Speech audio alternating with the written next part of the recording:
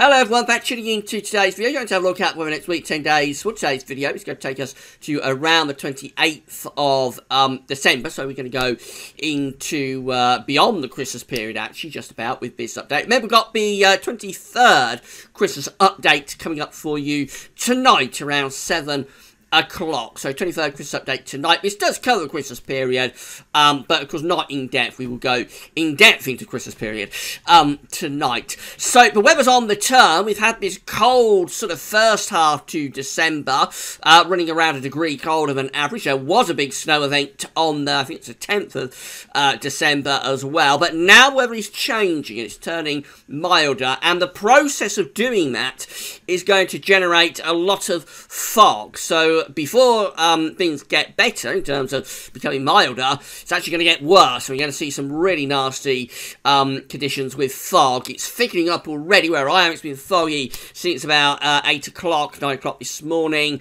And this fog is becoming thicker and more widespread across parts of the country at the moment, and it will continue to do that for the rest of today and tonight, and lasting tomorrow with freezing in nature as well. So really treacherous conditions. Expect disruption to transport and on the roads. Flights could be cancelled and that kind of thing. So it's going to be quite nasty. You don't want it just before Christmas, of course. So it's going to be quite nasty. But it will eventually reduce, I think, by Wednesday. We should start to see the worst fog beginning to ease away.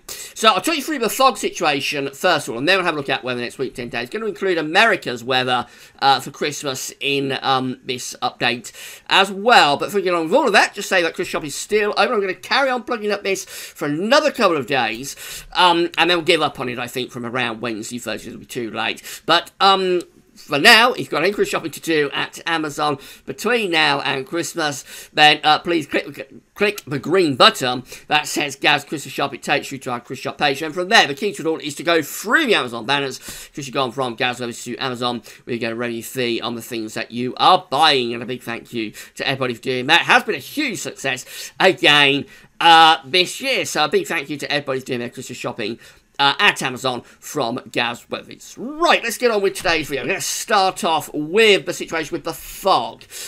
So this is the visibility forecast from Weather Online from a Euro 4 model for 3 o'clock this afternoon, just as you may be about to start watching the video. So already it's starting to pick up on patchy fog here across northwest England, going down into the Midlands, central parts of England. A little bit of fog being picked up on, having formed into the southeast as well. This takes us to 6 o'clock in the morning, though, tomorrow. So overnight into tomorrow morning, that fog becomes very widespread, really dense fog, especially focusing on England and Wales. I think this visibility, these poor visibilities up to the northwest, that's more to do with low cloud and maybe light rain, but the focus for the real fog is going to be across England and Wales, where there'll be some very, very dense patches indeed, and with temperatures around freezing tonight, that'll be freezing fog as well, producing icy stretches on untreated roads and pavements, a real winter hazard. Now this takes us to 6 o'clock in the evening tomorrow. You see a lot of that fog is thinning out. However, these yellow shadings just here, that is where the model is picking up on the fog thinning, but not necessarily clearing. You see, it's not absolutely clear, such as we have across Northern Ireland, across eastern parts of Scotland. That's what proper clear visibility looks like on these maps. So we haven't got that. It is suggesting that whilst the fog thins, it probably doesn't go away completely, and in some areas we do keep it going all day. So parts of northwest England, down into Wales, for example, also parts of East Anglia, dense fog could linger all day there. And I think almost anywhere tomorrow, dense fog could linger. But, of course, most places will see that fog lifting and thinning out, but it's not going to go completely. So, as I say, there may be disruption with this on the road networks, and also, of course, in airports with flights. So do prepare for problems being caused by this fog through the course of tomorrow. And obviously, very hazardous on the roads. You will need to take care if you're off driving about. I was driving this morning. It's amazing how many vehicles don't have their lights on. You must put your lights on when you've got this level of fog that we're going to have. As far as we can go with Euro 4, we go to 6 o'clock in the morning on Wednesday, and you can see even then some southern parts of the country still have problems with fog. I think we will see the fog beginning to ease down, thin away on Wednesday, but even 6 o'clock in the morning on Wednesday, quite widely these southern counties will be at risk of more dense and freezing fog patches. So it's going to be a hazardous couple of days coming up. It is all tying in with the weather becoming milder, would you believe? What's happening is that we're building up this ridge of high pressure from the southwest. That's bringing much milder air with it. So if I show you the upper air temperatures, you can see that 6 o'clock this evening, much of the country will be under mild or perhaps even very mild upper air temperatures. We're bringing a +5 Celsius isotherm in across the country, so that's significantly milder than average with the upper air temperatures. But if I show you the dew point, this is reflective of the surface temperature. You can see what's going on. We've got cold dew points still across most parts of the country. So down on the surface, really mainly because we've had such a long cold spell. We've had several days of cold weather. We also covered the ground with snow and ice for several days, although most of that is gone, means that the ground temperature is still cold. So although the air in the upper atmosphere, such as we see here at 850 HPA, although that is mild, because that mild upper air is overlaying the cold ground, that produces this kind of foggy weather. It's a classic sort of winter scenario where we sometimes call it an inversion, where it's colder on the surface than it is aloft. And when that happens in winter, watch out, because you'll usually get nasty weather with fog, which is exactly what we've got coming up over the next couple of days. So that explains what's going on with the fog. Let's get on with weather next week to 10 days. We're going to have a look at the GFS temperature and precipitation ensembles. We're looking at the town of Rugby, not all that far away from me at all. Today. So, the red line here is a 30-year upper air temperature average for Rugby. Now, you can see that the temperatures are lifting up. So, we're going very mild, actually, with the upper air temperatures through the remainder of the week. We do get a little bit of a dip there. But through most of the week, going up towards Christmas Eve, which is just there, it's generally significantly milder than average. Keep in mind, we're starting off with these foggy, cold conditions on the surface, so we won't realise that sort of temperature potential until around Wednesday or Thursday, and that's when we will notice the real lift up in the temperature across England and Wales. So Scotland and Northern Ireland, you'll notice the lift up in the temperature much quicker, probably even from today, but certainly up there from tonight. Now we get to Christmas and the temperatures are declining. So that's the 25th of December just there, Christmas Day. Temperatures dropping back towards the 30-year temperature average. So we're not talking about particularly cold weather, but certainly a lowering of the temperature. And then it looks like we're just keeping things quite close to the 30-year temperature average through the rest of this year and into next year as well. I think within that, there is a little bit of a zonal sine wave beginning to appear. So it looks like we've got a warmer sector just there on Boxing Day, then a colder sector coming through just there around the 28th of December. Maybe a bit of a warmer sector just there sometime around New Year's Eve. And then after that, we sort of lose that zonal sine wave. But I think there is a little bit of evidence of the zonal sine wave coming in, telling us we're probably going to go to quite an unsettled spell from Christmas onwards. And really getting the game away for that is the rainfall spike. So we've got hardly any rain at all coming up until Christmas. Few precipitation spikes coming through there. At the end of the week, there will be a weak weather front. I don't think it's going to do much, but a little bit of rainfall around there. However, for the next sort of week, it does look as though it's going to be very dry. But then from sort of Christmas Day onwards, look at the rainfall spikes coming back. Looks like we're going into an extended spell of very unsettled weather through the final week of 2017. Been really quite a dry year this year, so it would be a bit ironic to end the final week of the year on a very wet note. But it does look as though that is what may be going to happen. Keep in mind that's a little way off, and these charts often overestimate the precipitation spikes in the extended period, so it might not be quite as wet as that is suggesting. But I do think we are going to go into a more unsettled spell around Christmas. These are the surface temperature and air pressure ensembles for rugby. So just starting off with surface temperature. So although we've got those mild upper air temperatures, for the next couple of days it's cold. But then we go through to the end of the week and we finally realise the potential within the atmosphere and lift the surface temperatures up from around Wednesday, Thursday onwards. It goes to around 10 degrees, which is mild. Going into Christmas, generally keeping things quite mild up to Christmas, although there may be some colder nights coming through there actually at the very end of the week and into the start of the weekend. Perhaps a return of frost and fog sometime around Friday and Saturday.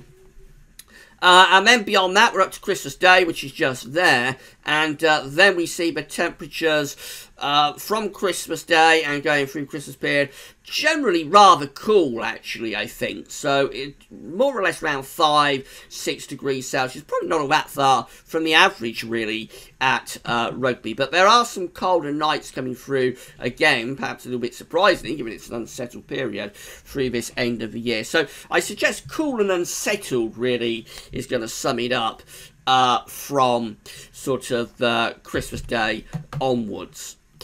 The air pressure looks like this. You can see the dramatic drop in pressure that's going to be taking place around Christmas. So we're starting off with high pressure now, 1,030 millibars. Could go even higher, close to 1,040 millibars by the end of the week. But then into Christmas, it's Christmas Day just here, of course, real drop, real plunge, I should say, in the air pressure, going down to really quite a low level. Bear in mind, this is an ensemble chart.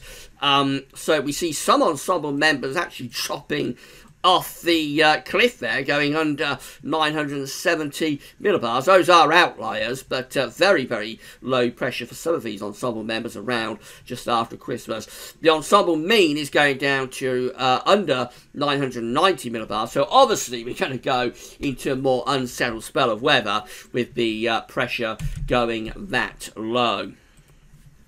Temperature anomalies for the next week are coming out mild and average. This takes us from the 18th, 26th of December.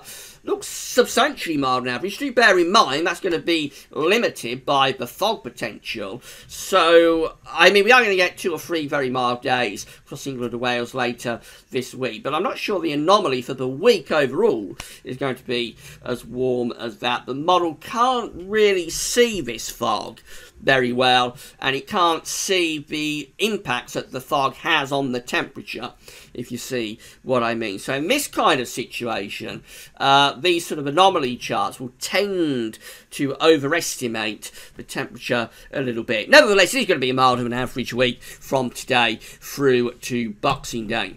Precipitation wise, we're coming out still dry than average. A lot of dry weather coming up from the 18th, 26th of December. Expect those to trend wetter, significantly so perhaps, during the coming week. We will keep an eye on them. This is what's happening over in America. I said I'd include some weather for Christmas for the United States. So we've got a bit of an east-west split, really, with the temperature anomaly for the next week. This takes us from the 18th, 26th of December. Western parts of America are coming out colder than average, but central and eastern states are coming out milder than average. However, by Christmas, winter is really going to start to bite across the northern parts of America, and I'll talk you through that in a moment. This precipitation is looking for America for the next week, so very significantly drier than average on the western side of the states, and some of these central areas drier than average as well. Northern parts of the states are going to be colder than average, wetter than average, I should say. And some of these southeastern states, away from Florida anyway, going to be a bit wetter than average as well. So a real mixed bag, actually, from state to state across America. So this is how things are looking in America.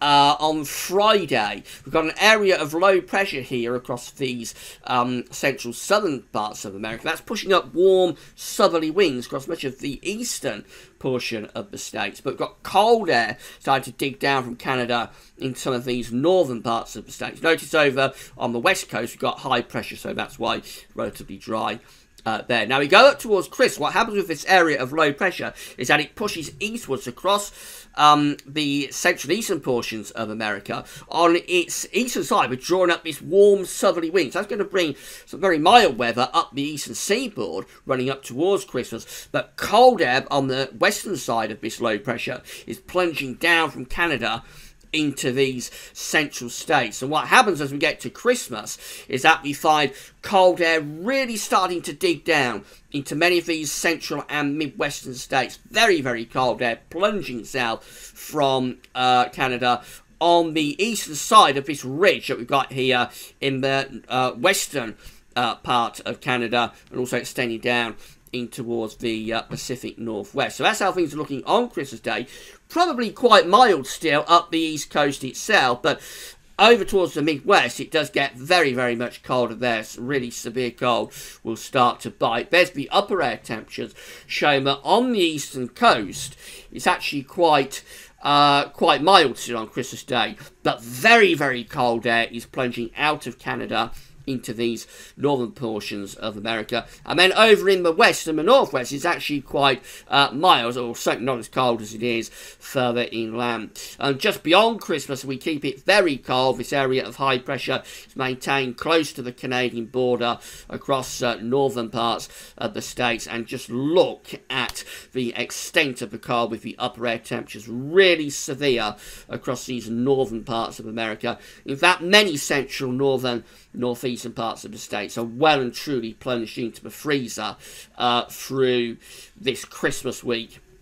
Further south through these southern states, it's a lot milder there. So if you want some winter sunshine, if you're watching America, you want some winter sunshine and warm, Florida is going to be pretty good, I would have thought. And also not too bad over in the west either. But it really is going to be very, very cold indeed through these central northern parts of America, and also over into the eastern part of America as well, or the northeastern part of the states. Very severely cold there. This probably does have impacts on our weather, because I think it's going to be partly, anyway, responsible for revving up the jet stream over Christmas. So I showed you the unsettled weather on the GFS ensembles that it looks like we're going to get from around Christmas Day onwards, and the cold air pulling out of northeastern America into the Atlantic is probably going to be at least partly responsible for blowing the jet stream up.